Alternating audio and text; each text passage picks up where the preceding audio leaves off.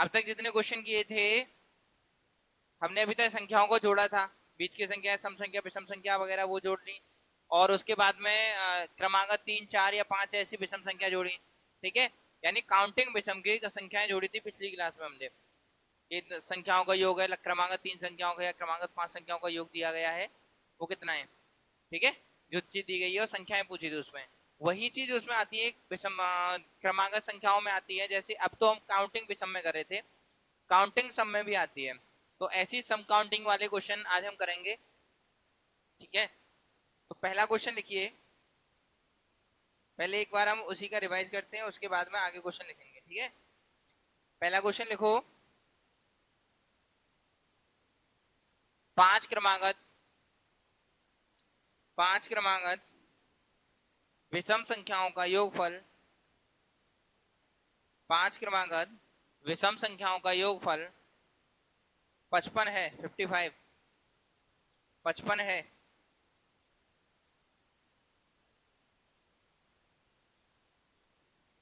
55 है, तो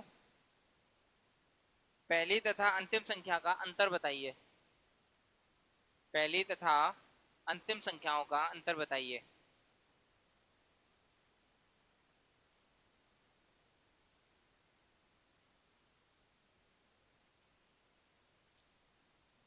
बताइए, कौन बताएगा।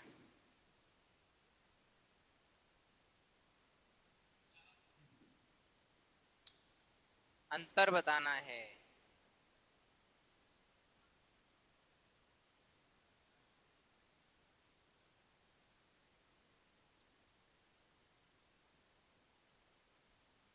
हो गया, देखिए कितना दिया है, 55 योग दिया गया है। अच्छा, एक चीज बताई थी मैंने, इसमें किसका भाग लगाना है, इसमें कितने का, संख्याओं का, पक्का सोच लो।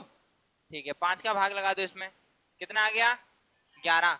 ये कौन सी संख्या निकल के आई, बीच वाली निकल के आई, ये 11 निकल के आई।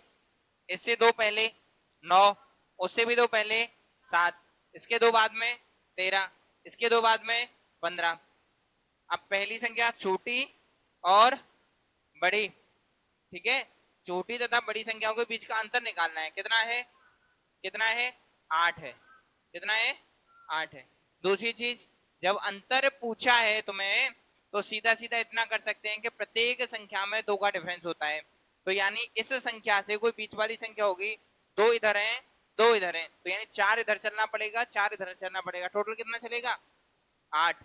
तो कितनी का अंतर हो जाएगा, 8 का। क्लियर, ये संख्या निकालने की भी जरूरत नहीं पड़ेगी, लेकिन मैंने संख्या निकाल दी है।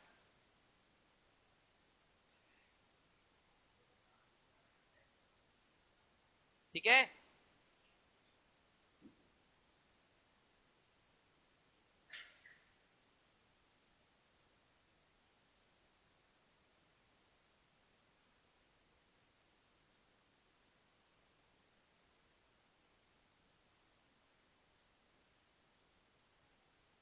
चलिए एक और क्वेश्चन लिखो,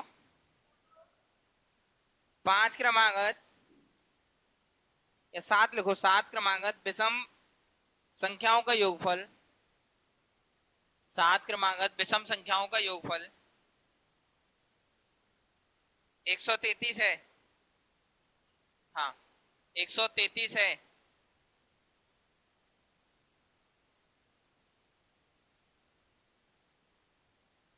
तो तीसरी सबसे बड़ी संख्या ज्ञात कीजिए, तीसरी सबसे बड़ी संख्या ज्ञात कीजिए।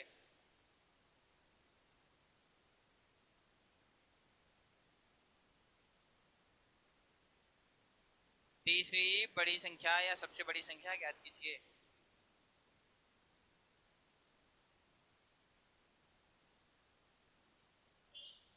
कितना है,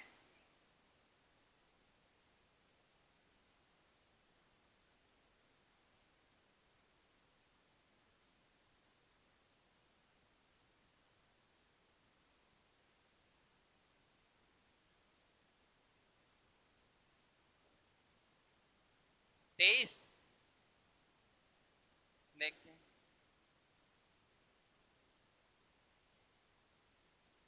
देखो 133 है, भाग लगा दो 7 का, 7 एकम 7, 7 नाम 63। इसके बाद में 3 इधर जाएंगी और 3 2 कम करो 17 और कम करो 15 और 13। अच्छा इनसे हमें कोई काम नहीं है, काम बड़ी से बड़े, तो यहाँ कितनी हो जाएगी 21 23 और 25। पूछा कौन सा है, तीसरी सबसे बड़ी, पहली दूसरी और, तो आंसर क्या हो गया, कितना आया,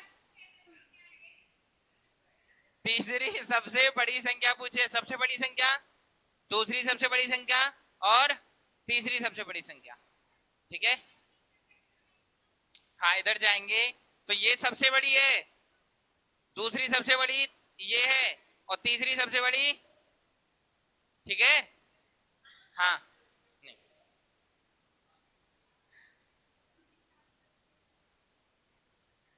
ठीक है, क्लियर हुआ।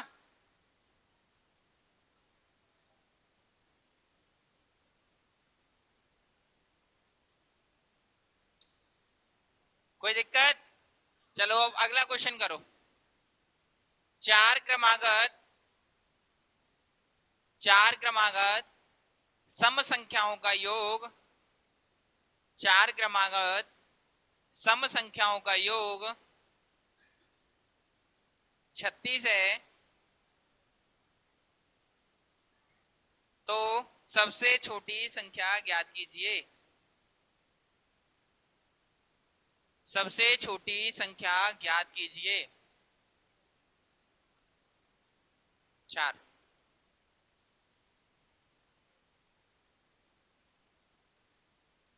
चार क्रमागत सम संख्याओं का योग 36 है, तो सबसे छोटी संख्या ज्ञात कीजिए। हाँ कितने, 12।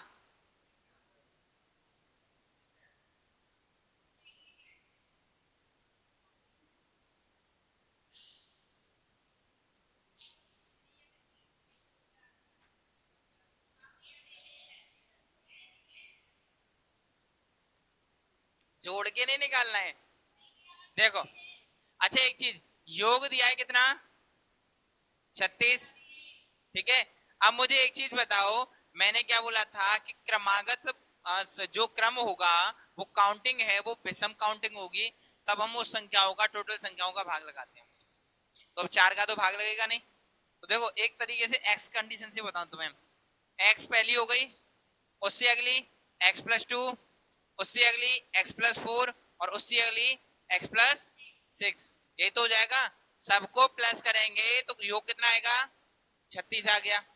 अब जोड़ लो, 1 2 3 4, 4x हो गया, प्लस 2 और 4 6 और 6 12, और बराबर कितना आ जाएगा, 12 को माइनस करो, 4x बराबर कितना हो जाएगा, 24। 4 से कैंसिल करो, x बराबर कौन सी हो गई, 6, और यही तुम्हारा आंसर है। ठीक है, यही तुम्हारा आंसर है। ठीक है, सम वाला x से ही होता है अधिकांशतः।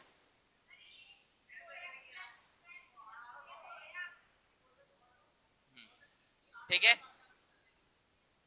सुन लो दूसरी चीज, सुन लो दूसरी चीज।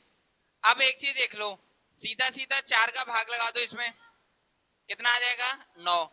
और ये बोला था कि ये हमेशा बीच वाली संख्या होती है। अब कितनी है, 1 2 3 और 4, और इनके बीच में यहां संख्या आएगी ना, तो ये बीच की ना ये बीच की, तो ये कितनी हो गई, 9। और संख्या कौन सी बोली है, सम बोली है, तो 9 तो सम है नहीं, तो यानी इससे अगली सम यहां आ जाएगी और इससे पिछली सम यहां आ जाएगी, तो 2 मिल गई। इससे जस्ट पहले देख लो 6, तो ये तुम्हारा आंसर हो गया। बड़ी देखोगे तो एक आगे पहुंच जाएगी इसमें से। ठीक है, हुआ। ठीक है, एक्स से देखो, पहली एक्स हो गई, सम संख्या में 2 प्लस करके चलते हैं, तो अगली एक्स में 2 प्लस करके होगी। हाँ एक्स तो लेके चलेंगे ना, पहली संख्या एक्स है और एक्स से 2 ज्यादा ये है, और उससे भी, इससे भी 2 ज्यादा ये है, तो x प्लस 2 हो गई, और x प्लस 2 में 2 और प्लस करेंगे तो कितना हो जाएगा, x प्लस 4 हो जाएगा, तो x प्लस 4 तीसरी हो गई, और इसमें 2 प्लस करेंगे तो x प्लस 6 ही हो गई, तो ये कितना हो जाएगा, टोटल 36 हो गया। 1 2 3 4, चार संख्या ये हो गई, और ये कितना हो गया 12, माइनस कर दो 24, भाग लगा दो 6 आ जाएगा। ठीक है, ये क्वेश्चन देखा था, क्वेश्चन देखा था तो फिर पढ़ लिया करो थोड़ा उसमें से। हाँ तो मैंने यही बोला है कि सारी संख्याओं का योग वो 36 है। ठीक है, 4 तो हो गई, पहली ये हो गई, दूसरी ये हो गई, तीसरी ये हो गई और चौथी ये हो गई। ठीक है,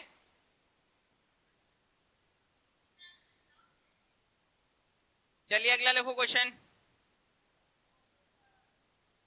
6 क्रमागत, 6 क्रमागत विषम संख्याओं का योग, 6 क्रमागत विषम संख्याओं का योग 180 है, 180 है, तो चौथी संख्या ज्ञात कीजिए, तो चौथी संख्या ज्ञात कीजिए।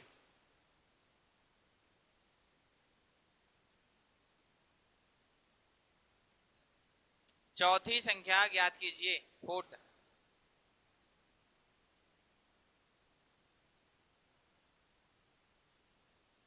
छह क्रमागत विषम संख्याओं का योग 180 है, तो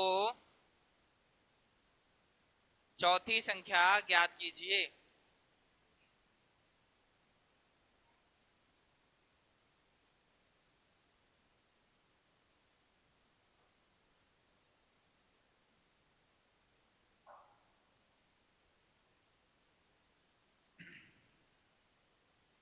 हो गया,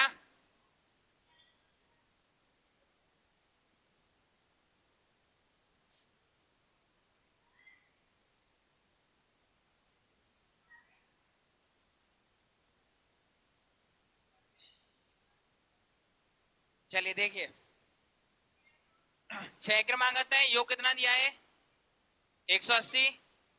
अच्छा भाग लगा दो, 6 का कितना आ गया 30, बीच वाली संख्या है ये दो संख्या हो गई, 3 4 5, 3 कितनी हो गई 3, 1 2 और ये 3, 3 और 3 6 हो गई, बीच वाला संख्या ये 30 हो गई, इससे जस्ट अगली कौन सी हो गई, चौथे नंबर पे कौन सी आ रही है, यही आंसर है तुम्हारा। ठीक है, हाँ हाँ तो चौथी पूछी है, पहले नंबर की ये, दूसरे नंबर की ये, तीसरे नंबर की ये और चौथे नंबर की, पूरी संख्या लिखने की जरूरत क्या है तुम्हें, जो पूछिए वही निकाल दो। ठीक है,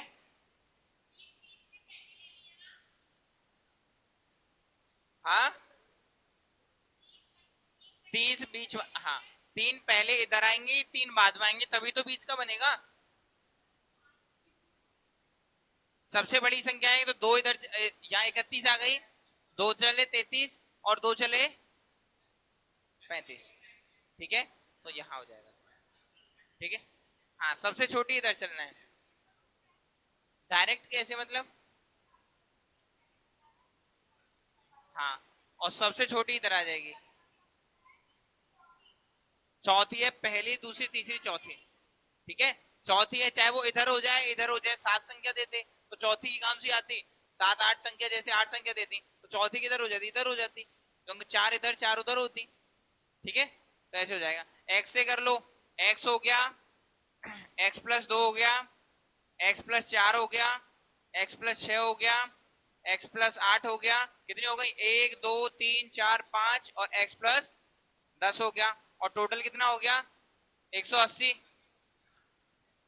हाँ हाँ तो विषम में भी दो ही पढ़ के है, 3 के बाद में 5 ही आता है, 2 प्लस करके ही आता है, ऐसा तो नहीं 1 से स्टार्ट करें, एक्स प्लस 1 एक्स प्लस 3 आएगा तो काउंटिंग करके 2 ही प्लस करके। ठीक है, तो 1 2 3 4 5 6 6x हो गया प्लस, हाँ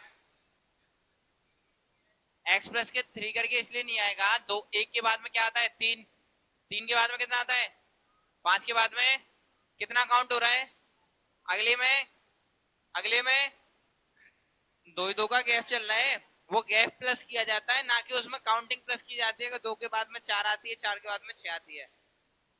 कुछ भी हो, हाँ, दो ही का गैप होता है उनमें, तो दो ही प्लस किया जाएगा। इस जगह पे मैं ये बोल देता, इसमें बोला है विषम संख्याओं का योग, ये बोल देता कि क्रमागत 3 के गुणजों का योग इतना है। मैं अगर 3 के गुणज बोल देता तो यहाँ x+3 x+6 ऐसे होता फिर। हाँ हाँ हाँ हाँ, ठीक है। हाँ, अब देखो 6 हो गया, ये 2 और 4 6 6 12 12 8 20 20 और 10 30 हो गया, और बराबर कर दो 180, घटा दो 6x इक्वल टू कितना हो जाएगा 150, 6 का भाग लगा दो, 6 दूनी 12 6 पंजे 30। तो सबसे छोटी संख्या ये तुम्हारी 25 निकल के आई, पहली दूसरी तीसरी और चौथी। चौथी में क्या है 6 प्लस हो रहा है तो प्लस 6 कर दो, कितना आ जाएगा ये 31 आ जाएगा। ठीक है, क्लियर हुआ? ठीक है, बस कुछ मत करो, जैसे डायरेक्ट है कुल योग में भाग लगा दो, कितनी संख्याएं हैं, जो संख्या निकल के आएगी वो बिल्कुल बीच वाली संख्या निकल के आती है। कौन सी निकल के आती है? बीच वाली निकल के आती है। और इसी चीज को बोलते हैं, इसका एवरेज बोलते हैं इसको, ठीक है, माध्य बोलते हैं इसका। और वही माध्य होता है बिल्कुल बीच वाला होता है जब क्रमांक संख्याएं बोली गई उसमें। ठीक है, अच्छा एक और करो, उसके बाद में हम टाइप चेंज करेंगे। 6 क्रमागत सम संख्याओं का योग, 6 क्रमागत सम संख्याओं का योग 102 है। 6 क्रमागत सम संख्याओं का योग 102 है, तो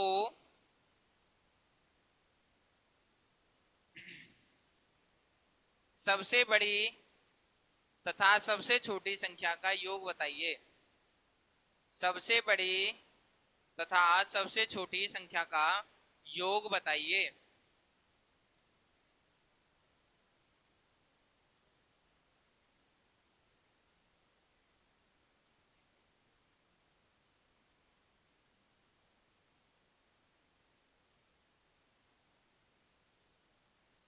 कितना है?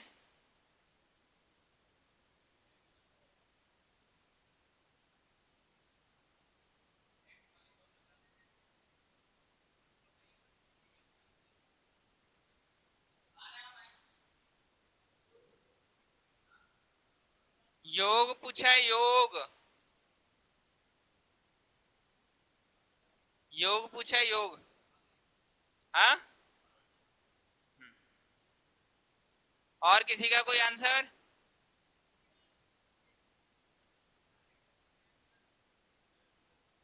सबसे छोटी तथा सबसे बड़ी संख्या का योग ज्ञात कीजिए।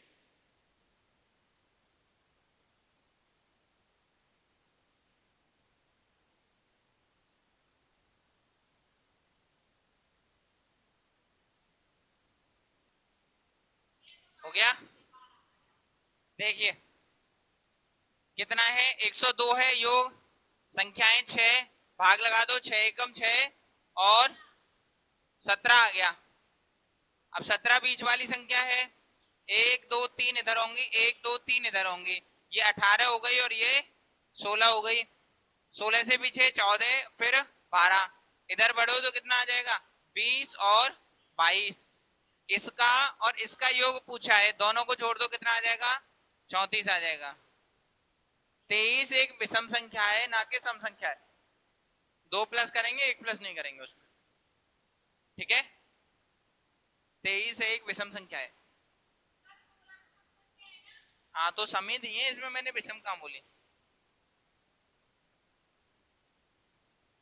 क्वेश्चन को पढ़ा करो पहले।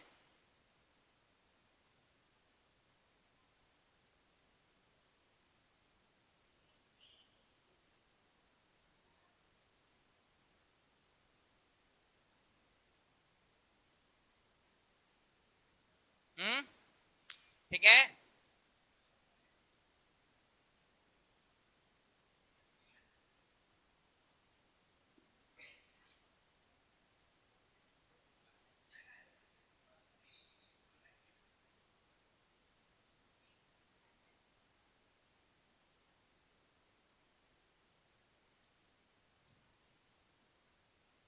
चलिए अब एक नया टाइप स्टार्ट कर रहे हैं, जिसमें हम क्रमागत संख्याओं से किसी संख्या में भाग लगाते हैं हम, ठीक है, तो शेष भी कोई ना कोई क्रमागत बचेगी। जैसे मान के चलो एक संख्या है हमारे पास में 68, 68 को क्रमागत या क्रमशः या क्रमागत 3, 5 तथा 7 से भाग लगाने पर, 7 से भाग देने पर शेष ज्ञात कीजिए। क्रमागत 3, 5 तथा 7 से भाग देने पर शेष ज्ञात कीजिए। अब देखो हम संख्या से भाग लगा रहे हैं, कितने से पहले लगाना है 68 में, कितने से 3 से, तो कितनी बार गया 3 दूनी 6, 6 गया, आ गया 8, 8 के बाद में अब लगाओ 3 दूनी 6, ठीक है, कितना शेष बचा 2 बचा, एक शेष हो गया तुम्हारा 2। अब हम क्रमागत संख्याओं से भाग लगा रहे हैं, तो अब इसके भागफल में हमें भाग लगाना है कितने का 5 का, अगली संख्या का 5 से भाग लगाओ, कितनी बार गया, कितना बचा 2 बचा, 2 शेष आ गया, ठीक है। अब इसका क्रमागत है तो इसका है कितने में लगाना है 4 में, तो ये भी क्या है, ये प्रॉपर शेष है नहीं है, क्योंकि 7 का भाग जाएगा नहीं, और 7 का भाग नहीं जाएगा तो जो बची हुई संख्या है वो क्या होगी, शेष होगी। तो क्या बोल सकते हैं कि जब क्रमागत 3, 5 और 7 से भाग लगाया जाता है तो शेष बचती हैं कौन सी, 2, 2 तथा 4। क्लियर हुआ। तो हम ऐसी संख्याओं को, ऐसे क्वेश्चन सॉल्व करेंगे आज हम, कि यानी किसी संख्या में हम क्रमागत संख्याओं से भाग लगा रहे हैं हम, तो क्रमागत शेष क्या क्या आएंगे, ठीक है। इसके बाद में जैसे जैसे क्वेश्चन आगे बढ़ते जाएंगे हम क्वेश्चन को थोड़ा हार्ड लेवल भी करते जाएंगे। क्लियर हुआ, इतना नोट कर लो।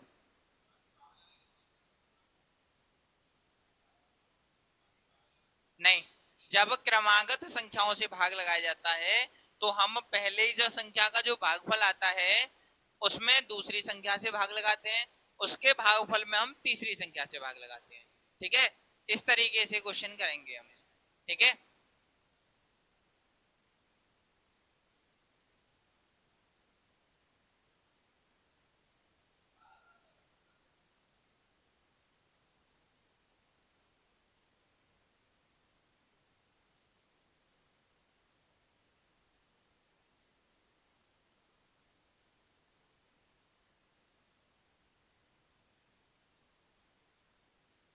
हो गया नोट।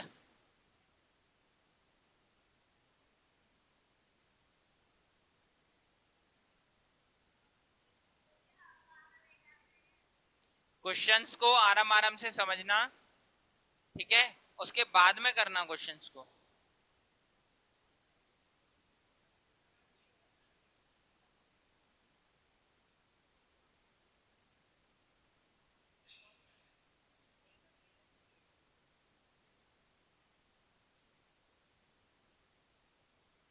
चले,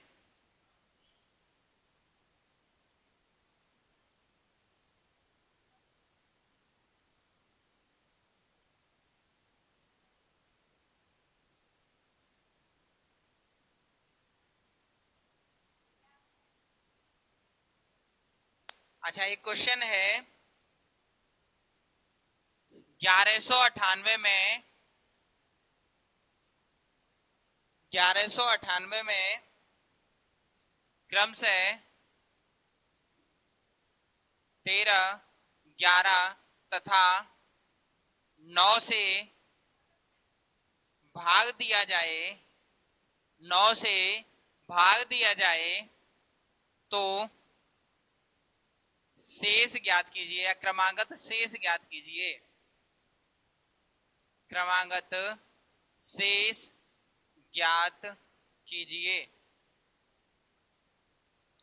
क्रमागत शेष ज्ञात कीजिए।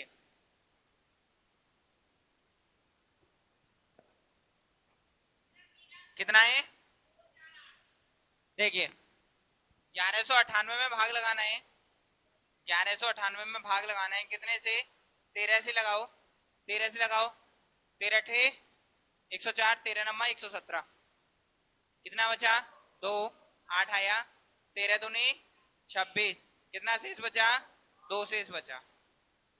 आगे 92 में भाग लगाएंगे कितने से 11 से, और 11 से भाग लगाएंगे कितनी बार 11 8 88, 8 बार गया 88 आया, शेष कितना बचा 4 बचा, 4 शेष बचा। ये आगे 8 में भाग लगाना है कितने से 9 से भाग लगाना है, तो अब यहाँ पे कुछ बचेगा नहीं, तो यही तुम्हारी शेष हो गई। ठीक है, जब हमारा भाग नहीं जाएगा इसमें तो हमारी शेष क्या हो गई 8 हो गई, तो शेष क्रम से क्या क्या आएंगी तुम्हारी, क्या आएंगी 2 4 तथा 8 आएंगी। क्लियर हुआ, 2 4 तथा 8 आएंगे। क्लियर,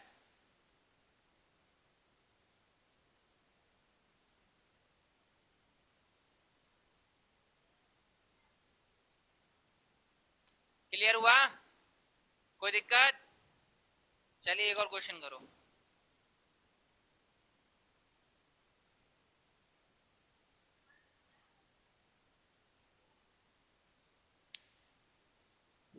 एक सौ छप्पन में क्रमागत या क्रम से 2 3 तथा, यानी ऐसे लिखो 5 3 तथा 2 से भाग देने पर, 2 से भाग देने पर क्रमागत शेष ज्ञात कीजिए। क्रमागत शेष ज्ञात कीजिए। क्रमागत शेष ज्ञात कीजिए, बताइए।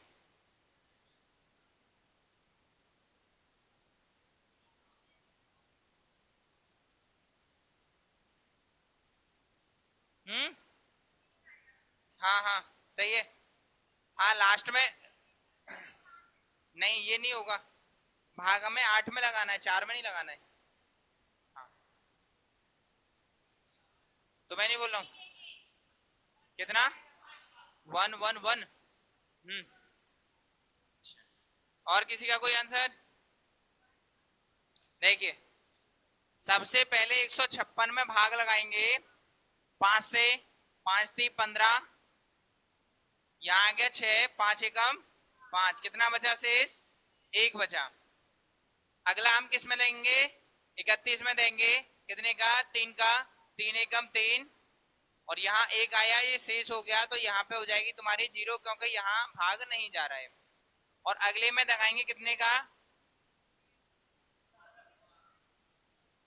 ठीक है, अगले 10 से भाग, 10 का भाग लगाएंगे 2, 10 में भाग लगाएंगे कितनी बार गया 5 बार, 10 आ गया, और शेष क्या बचा 0। तो कौन कौन सी शेष बचेंगी यहाँ पे 1 1 और 0। ठीक है, शेष लिखनी है। ठीक है, क्लियर हुआ, यानी यहां शेष बच रहा है 1, यहां शेष बच रहा है 1, और यहाँ पे अगर हम 10 का भाग, 10 में 2 का भाग लगाएंगे तो यहाँ शेष कितनी बचेगी 0। तो क्रमागत शेष कौन सी हो गई, 1 बचा, दूसरे में भी 1 बचा, और तीसरे में 0। क्लियर हुआ, हाँ हाँ शेष तो है, शेष लिखनी है, तीनों की शेष लिखनी है। क्रमागत 3 संख्याएं हैं तो शेष भी तो 3 ही लिखेंगे। ठीक है, क्लियर हुआ। चलिए अब एक चीज इसमें ये चीज बोलते हैं हम, अब थोड़ा सा हम चेंज कर रहे हैं इसको। ये तो तुम भाग लगाना सीखे, भाग लगाना जानते हैं, बचपन से भाग लगाए हैं। अब क्वेश्चन ये है तुम्हारा, किसी संख्या में क्रम से, किसी संख्या में क्रम से 9 11 तथा 13 से भाग लगाया जाए या भाग दिया जाए, क्रम से 9 11 13 से भाग दिया जाए, तो शेषफल तो शेषफल क्रमशः शेष क्रमशः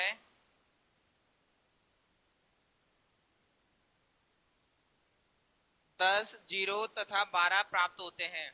10, 0 तथा 12 प्राप्त होते हैं। 10, 0 तथा 12 प्राप्त होते हैं तो वह संख्या ज्ञात कीजिए।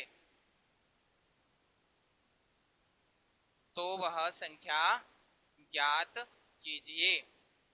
अब एक चीज देखो, ऐसे क्वेश्चन में अब यहां पे हमें कोई संख्या पता है, केवल हमें क्या पता है, एक तो जिससे भाग लगाने वो संख्या पता है और एक जो प्राप्त हो रही है शेष हमें वो पता है। तो एक चीज पता है तुम्हें, कभी भी देखा होगा तुमने, एक होता है तुम्हारा, ऐसे भाग लगाते हम, ठीक है, ये क्या होता है तुम्हारा भाजक होता है, ये क्या होता है भाज्य होता है। यहाँ क्या आता है तुम्हारा भागफल, और यहाँ क्या आएगा नीचे, नीचे निकल के ये आता है तुम्हारा शेष, यही तो आता है। अगर हम इसको ऐसे देखें कि प्राप्त हो रहा है हमारा, इन दोनों का गुणा करते हैं हम, किस किस का, भाजक का, और गुणा करते हैं किसमें, भागफल में, और प्लस करते हैं किसको, शेष को, तो हमें क्या प्राप्त होता है, भाज्य प्राप्त होता है। इतना क्लियर सबने पढ़ा है। जब हम भाजक का गुणा भागफल में करते हैं और शेष करते हैं, शेष को करते हैं हम प्लस, तो हमें क्या प्राप्त होता है, भाज्य प्राप्त होता है। इंग्लिश में तो नहीं बताना किसी को। ये क्या है तुम्हारा, ये क्या है भागफल, शेष और भाज्य। क्लियर हुआ, कोई दिक्कत तो नहीं। अब इसी चीज को हम ये चीज मान के चलें, ठीक है, अब इसी चीज को हम एक चीज बोले कि हमारे पास इस तरीके से टेबल बना लो, ठीक है, इस तरीके से टेबल बना लो, ठीक है। अभी मैं प्रॉपर तरीके से इसको एक चीज समझा दूं तुम्हें। चलो इससे पहले एक चीज समझा दूं, कोई संख्या है, अभी हमने एक क्वेश्चन किया था, कौन सा किया था, कौन सा क्वेश्चन किया था अभी मैंने, 156 वाला। 156 में भाग लगाया था हमने कितने से, पहले 5 से लगाया था, और 5 से भाग लगाया था तो कितना आया था, 5 3 15 31 आया था, ठीक है, एक शेष बची थी। फिर 3 से लगाया था हमने 31 में, 10 बार गया था, ठीक है, और एक शेष बची थी। और फिर 2 से लगाया था 10 में, तो कितनी शेष बची थी, 0 बची थी, ठीक है, यही तो था। अब इस चीज को हम यहाँ पे मैं एक चीज बोल रहा हूं, यहाँ तुम्हारा क्या आएगा, भाजक आएगा, इस जगह पे क्या आएगा, भाजक आएगा, यहाँ क्या आएगा तुम्हारा, भाज्य आएगा, ठीक है, या सॉरी भागफल मान लो इसको, भागफल मान लो इसको, ठीक है, और यहाँ तुम्हारी क्या आएगी, शेष आएगी, क्या आएगी, शेष आएगी। अब एक चीज देखो, पहली हम संख्या को इससे स्टार्ट करें, हम कहां से, नीचे से स्टार्ट करें, हम ऐसे लिख लें, इसको लिख लें, इसको यहां से लिखना स्टार्ट करें। पहली में शेष क्या बच रही है, पहले में क्या शेष बच रही है, 0, ठीक है, 0 बच रही है। भाजक क्या है हमारा, भागफल क्या है 5, और भाग कितने से लगा रहे हैं हम, 2 से, 2 पंजे 10, और 10 में 0 को प्लस करो तो क्या आएगी, 10, ठीक है। उससे बाद में किससे भाग लगा रहे हैं हम, 3 से, उसके बाद में कितने से लगा रहे हैं, 5 से, तो 3 का 10 में गुणा करो, और यहाँ शेष क्या बच रही है, शेष लिख लो 1 1 और 0, तो यहाँ लिख लो 1 1 और 0, 3 का गुणा करो 3 धाड़े 30, 30 में 1 प्लस करो कितना हो जाएगा, 31, और 5 का 31 में गुणा करो कितना हो जाएगा, 155, और 1 प्लस करो तो कितना हो जाएगा, 156, तो हमारी संख्या कौन सी निकल के आई, ऊपर, ठीक है। अब यही चीज, हाँ, अब इस चीज को हम एक चीज देख लो, 2 का गुणा 5 में किया, 2 का गुणा 5 में किया, 0 प्लस की, तो हमारा क्या आया, 10 आया। तो जो ये भागफल है वो क्या होगा, यहाँ का, जो ये भाज्य है वो यहाँ का क्या होगा, भागफल होगा, और जो ये भाज्य है वो कहाँ है, यहाँ का भागफल होगा, और इससे हमारी क्या निकल के आएगी संख्या, ये वाली निकल के आएगी। तो ये भागफल लिख लो, या इस जगह पे संख्या निकल के आएगी। अब हम क्या कर रहे हैं, क्रमागत किस किस से भाग लगा रहे हैं, 9 11 और 13 से। 9 से भाग लगाया, 11 से भाग लगाया और 13 से भाग लगाया। क्लियर हुआ? ठीक है, सुन लो, भागफल कोई दिक्कत नहीं है, भाज्य लिख लो यहाँ। ठीक है, यहाँ संख्या निकलती है, अधिकांशतः भागफल लिखा जाता है यहाँ पे। दूसरी चीज शेष है हमारी, शेष क्या क्या बच रही है, 10, 0 और 12। 10 बच रही है, 0 बच रही है और 12 बच रही है। यहाँ से ऊपर एक और संख्या। ठीक है, अब हमें यहाँ पे कुछ शेष दी गई है हमारे पास में, कुछ भागफल दिया गया है। यहाँ पे भागफल नहीं दिया गया है तो हम भागफल मानते हैं वहां पे 1। ठीक है, 0 भागफल नहीं मानेंगे हम, भागफल कितना मानेंगे वहां पे 1 मानेंगे। अब लगाओ भाग इसमें, अब लगाओ भाग इसमें, कितना आएगा 13 एकम 13, 13 में 12 प्लस करो कितना आ जाएगा 25। ठीक है, 25 और 11 का गुणा करो, 25 और 11 का गुणा करो, 11 पंजे 55। ठीक है, 11 पंजे 55 और 11 दूनी 22 और 2 27, कितना हो जाएगा 275, क्योंकि 0 से इसे 0 को प्लस नहीं करेंगे। इसी तरीके से अब 275 में हम गुणा करेंगे कितने का 9 का, 9 पंजे 45। ठीक है, 9 7 63, 63 और 4 67, 7 हो गया, 6 बचे, 9 दूनी 18, 18 और 6 24, कितना हो गया 2475 हो गया। और इसमें प्लस करेंगे 10 का तो कितना आ जाएगा 2485 आ जाएगा। और जो ये निकल के आए यही हमारी संख्या है। क्या है ये संख्या है हमारी और यही हमारा आंसर है। क्लियर हुआ?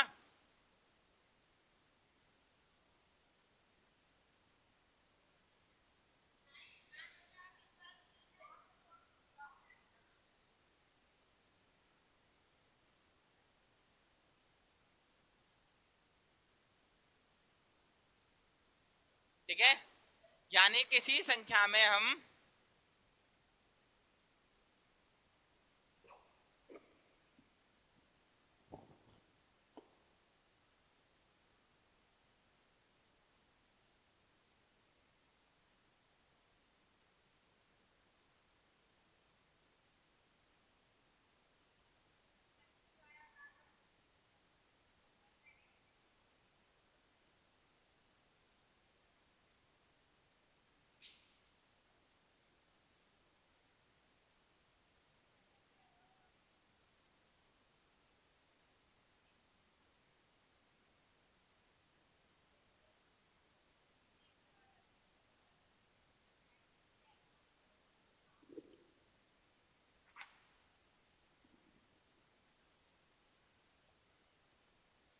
देखिए यही चीज हो गई।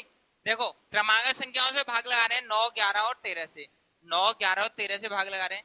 शेष हमारी क्या बच रही है 10, 0 और 12 बच रही है। ठीक है, अब एक चीज देखो, हमारे पास कोई भी भागफल नहीं है तो सबसे पहले कोई ना कोई भागफल मानना पड़ेगा। तो हम क्या भागफल मानते हैं 1 मानते हैं। तो 1 का भागफल मान लिया तो हम क्या करेंगे भाजक का गुणा करेंगे इसमें भागफल में और प्लस करेंगे हम शेष को। तो 13 एकम 13 और 12 कितना होता है 25, 11 का 25 में गुणा करो कितना हो जाएगा 275 और 0 को प्लस करेंगे वो 275 ही रहेगा। आगे अगला कौन सा है 9, 9 का गुणा करेंगे हम कितना 275 में और 275 में गुणा करके क्या करेंगे 10 को प्लस करेंगे। तो 10 को प्लस किया तो कितना आ गया हमारा 2485 और यही हमारा आंसर है। ठीक है, हाँ इसको इसमें गुणा करके इसको प्लस कर, यही चीज है। 2 का गुणा 5 में किया 0 प्लस किया 10 आ गया, 3 का 10 में किया 1 प्लस कर लिया 31 हो गया, 31 का 5 में गुणा किया 1 प्लस किया 156 हो गया। ठीक है, इसका जो भाजक हो भाज्य होगा इसका भागफल होगा, इसका भाज्य इसका भागफल होता है। ठीक है, क्लियर हुआ? इसका इसका हाँ देखो, इसका जो भाजक होगा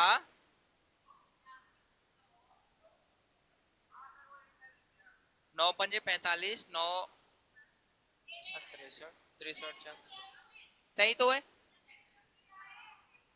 10 भी तो प्लस होगा, सही तो है। ठीक है, यानी देखो 2 का गुणा 5 में करो, 2 का गुणा 5 में करो 10, शेष करो प्लस 0 तो 10 और 0 10 हो जाएगा, यहाँ पे आ गया। 3 का 10 में गुणा करेंगे 30 हो जाएगा, प्लस 1 कितना हो जाएगा 31 हो गया। 5 का 31 में गुणा करो 155 प्लस 1 करो 156 हो जाएगा।